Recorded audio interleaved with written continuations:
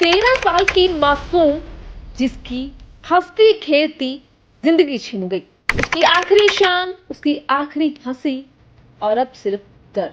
यह हैवानियत सुनकर रोंगटे खड़े हो गए। पुलिस की लापरवाही ने अपराधी को मौका दिया। प्रवीण की चीख, जो चीख चीख कर मांग रही इंसाफ। कहां गया इंसाफ? प्रवीण अब हमारे बीच नहीं, लेकिन उसकी मौत ने पूरे समाज को झकझोर कर रख दिया। इस बार न्याय इतनी तेजी से हो कि कोई दूसरी प्रवीण फिर कभी खामोश ना हो। कोई भी ऐसी कल्पना भी नहीं कर सकता जिस तरह इस 13 साल की मासूम के साथ हुआ।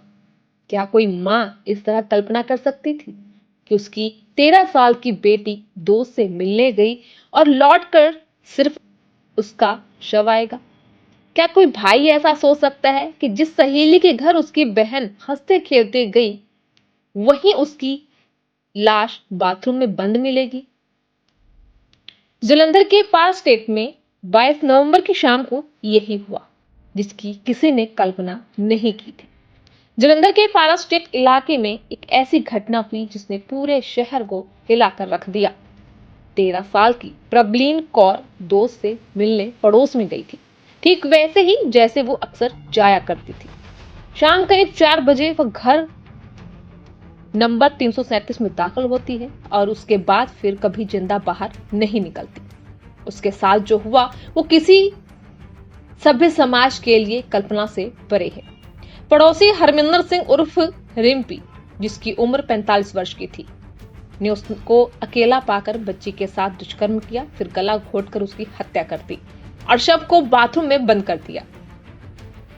इतनी हैवानियत भरा अपराध सुनकर रोंगटे खड़े हो जाते हैं। जब प्रबलीन शाम 7 बजे तक घर नहीं लौटी तो परिजनों ने तलाश शुरू की।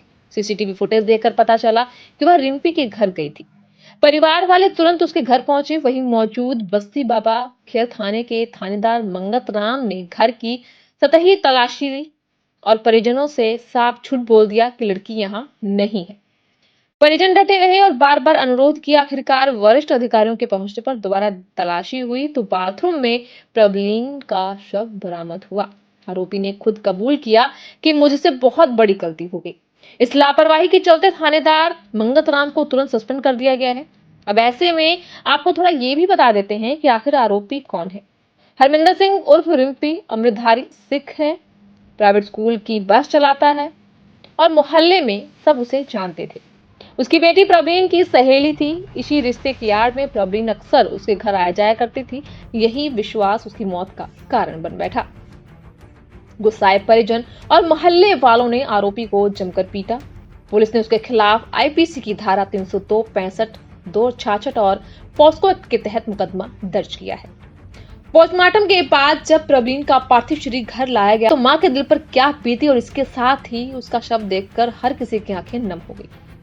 उसने बेटी के हाथों में मेहंदी लगाई, लाल जोड़ा चूड़ियां सजाई जैसे अभी अभी उसकी शादी होने वाली हो। भाई हर्षदीप और चाचा अमनदीप ने मुख अग्नि देकर उसका अंतिम संस्कार किया और अगले दिन थाने के बाहर जोरदार परिवार वालों ने प्रदर्शन भी किया। उनका सीधा आरोप यह था कि पुलिस की शुरुआती लापरवाही के कारण अपराधी को भागने का मौका मिल सकता था।